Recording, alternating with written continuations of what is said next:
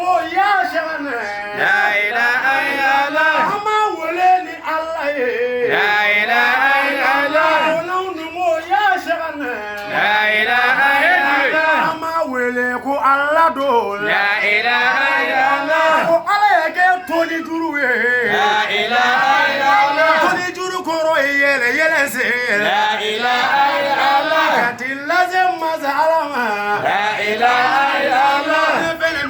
sila me unyiringa la ilaha illallah mo shite Allah zoro la ilaha illallah Afrika teme sila fe la ilaha illallah Allah kira kasira fe la ilaha illallah efene ila Qur'an kalanel la ilaha illallah Qur'an tigi o kira la ilaha illallah efene ngogo hadisadu la ilaha illallah hadisa tigi kira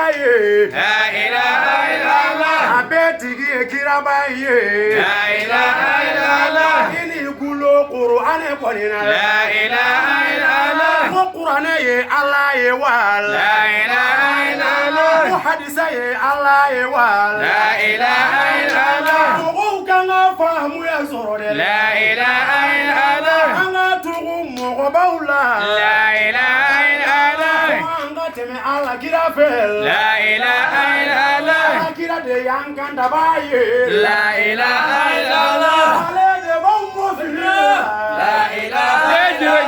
ale de yesila me adauma la ilaha illallah Allah ma belawa yana la ilaha illallah wa hayuna joye wa la ilaha illallah wa hayu jingina jogo mi la ilaha illallah Allah ya di Jibril ma la ilaha illallah Allah ma di deretila la ilaha illallah Allah ya di Jibril ma la ilaha illallah Jibril baune Allah je la ilaha illallah Ramazona famu jogo nyumana la ilaha illallah jeni dumani zifamu la ilaha illallah Niko kibe farida uselido la ilaha illallah Ikana tugu alimamina la ilaha illallah sabu oye yemogo doye la ilaha illallah Aundi yemogo la ilaha illallah Muhammadu de yeni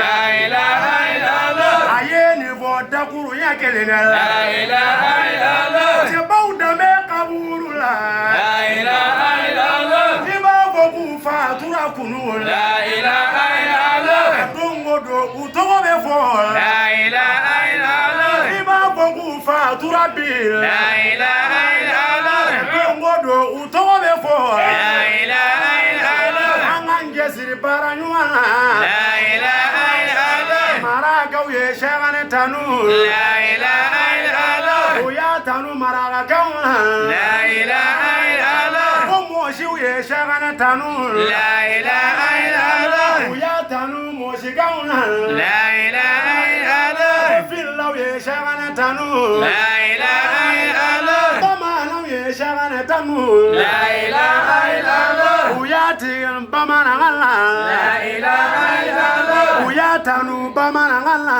la ilaha illallah begera hamalaye la ilaha illallah wasaro kalane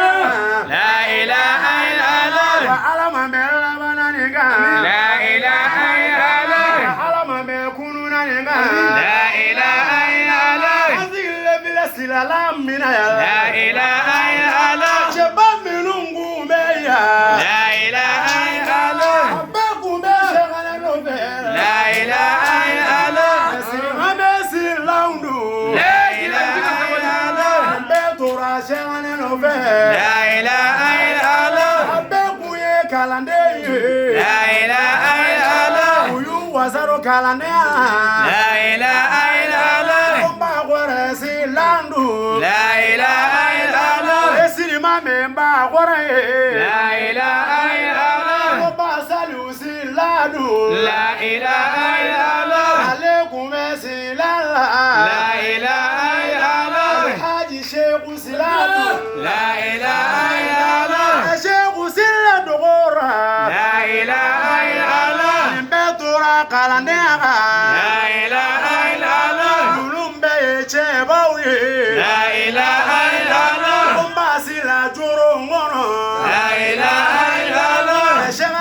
cɛbaw dɔ don. La ilaha illallah. Karamɔgɔ sigilanw don. La ilaha illallah. Mɔgɔ foli ye sigilan don. La ilaha illallah. Ninnu bɛɛ ye kalandenw ye. La ilaha illallah. Karamɔgɔ Maru Sila. La ilaha illallah. Ninnu bɛɛ ye kalandenw ye. La ilaha illallah. Sila biba bɛɛ lajɛlen don. La ilaha illallah. Bɛɛ dun ye kalanden